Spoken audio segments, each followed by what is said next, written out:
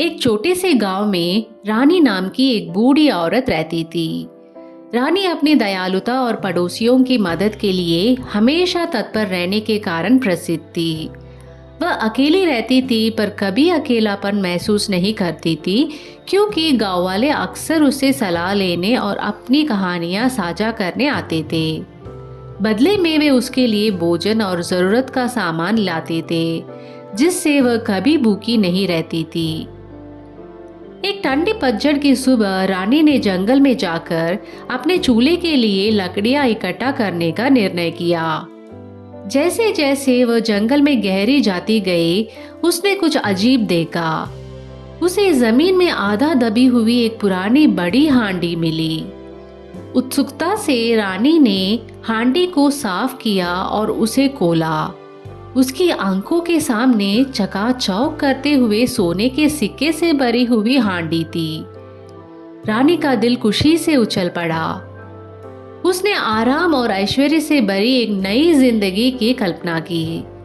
उसने अपने आप को एक भव्य घर में बैठा देखा, जहां वह सुंदर चूल्हे के पास एक शानदार कुर्सी पर बैठी थी। लेकिन एक समस्या थी। वह हांडी इतनी भारी थी कि रानी उसे अकेले नहीं उठा सकती थी।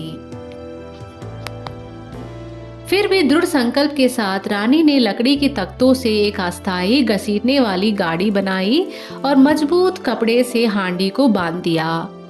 कड़ी मेहनत से उसने हांडी को घर की ओर खींचना शुरू किया। जैसे ही उसने उसे खींचना शुरू किया, उसे कुछ अजीब लगा। हांडी के अंदर सोने के सिक्के रंग बदलने लगे। उसने जब सांस लेने के लिए रुका और हांडी में झांका, तो देखा कि सोना चांदी में बदल चुका था। रानी को थोड़ा निराशा हुई, लेकिन उसने खुद को याद दिलाया कि चांदी भी कीमती होती है। उसने अपनी यात्रा जारी रखी और खुद को यह समझाते हुए ढांढस बंधाया कि वह अब भी एक अच्छा घर खरीद सकती है और शाम में चूल्हे के पास बिताने का आनंद ले सकती है। लेकिन जैसे जैसे उसने हांडी को आगे खींचा, चांदी फिर से बदलने लगी। इस बार वह लोहे में बदल गई।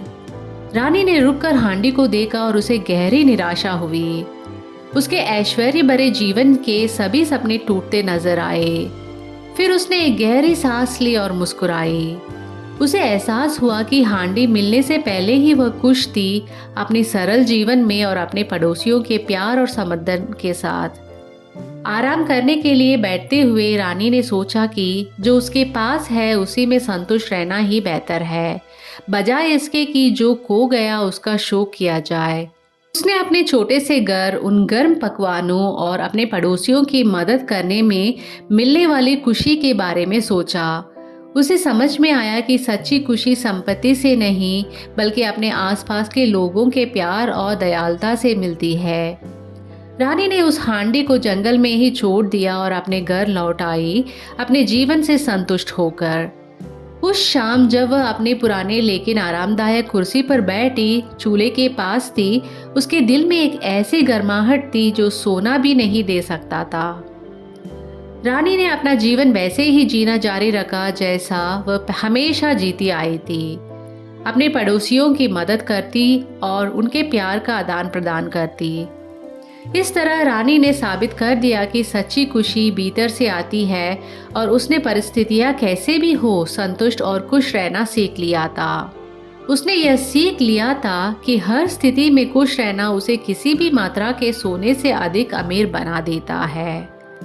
धन्यवाद दोस्तों। अगर आपको यह कहानी अच्छी लगी तो इस चैनल को ज़रूर सब्सक्राइब करें।